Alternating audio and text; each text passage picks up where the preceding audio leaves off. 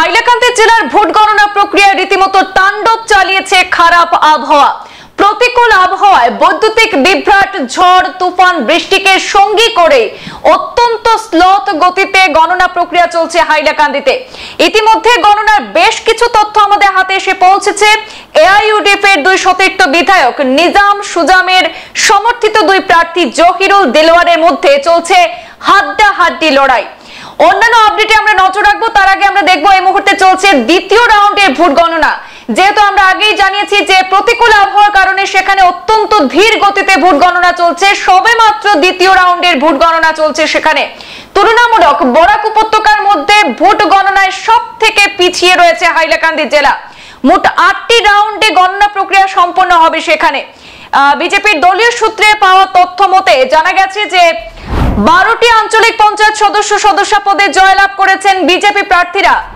অন্যদিকে কংগ্রেস 5টি আসনে জয়লাভ করেছে। হাইলাকান্দির 3টি জেলা পরিষদ সদস্য পদে এগিয়ে রয়েছে বিজেপি। বরুণছড়া, ধলছড়া, কাটলিছড়া, বাগছড়া এবং উমেদনগর, রাজেশ্বরপুর এই 3টি জেলা পরিষদ আসনে এগিয়ে রয়েছেন বিজেপি প্রার্থীরা। কালীনগর, পাইকান জেলা পরিষদ আসনে এগিয়ে কংগ্রেস।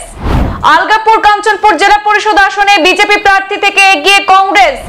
অন্যদিকে আলোচিত রামচন্ডী, নিমাই চাঁদপুর আসনে নির্দল প্রার্থী এবং রাইজোর দলের প্রার্থীর মধ্যে চলছে হাড্ডাহাড্ডি লড়াই।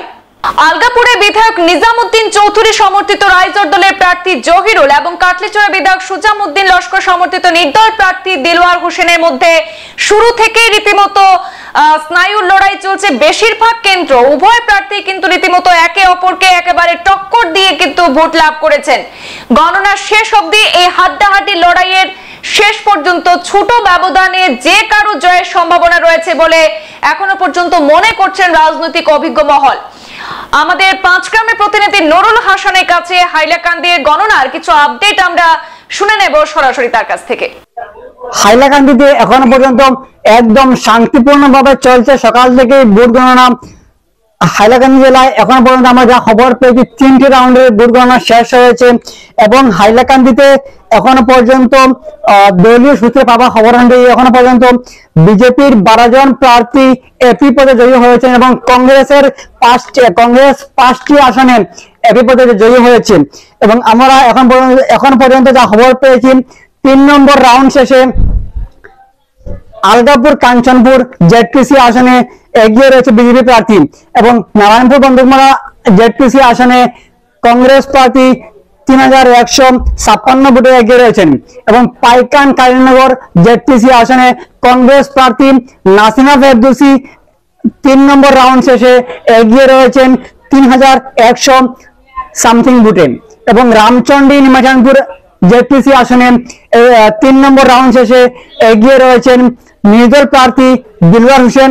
তিনি 2100 সামথিং ভোটে তিনি এগিয়ে আছেন এবং জামিরা শাহাবাদ জেডপিসি আসনে এগিয়ে রয়েছেন নির্দল প্রার্থী, তিনি 10,000 সামথিং ভোটে এগিয়ে রয়েছেন এবং কাটলিছড়া, বাগছড়া জেডপিসি আসনে এগিয়ে রয়েছে বিজেপি প্রার্থী 1300 সামথিং ভোটে তিনি এগিয়ে আছেন এবং বরুণছড়া, ধলছড়া জেডপিসি আসনে বিজেপি 3 নম্বর রাউন্ড শেষে এগিয়ে আছে 1970 ভোটে তিনি এগিয়ে আছে বিজেপি সেই আসনে।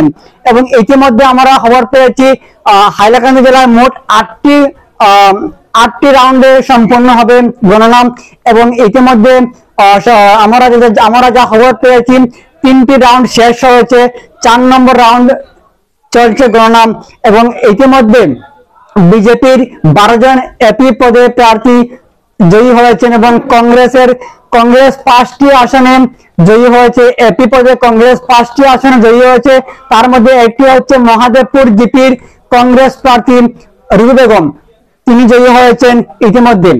সংবাদ এ পর্যন্তই, ফিরছি পরবর্তী অন্যান্য আপডেট নিয়ে, সাথে থাকুন। ধন্যবাদ।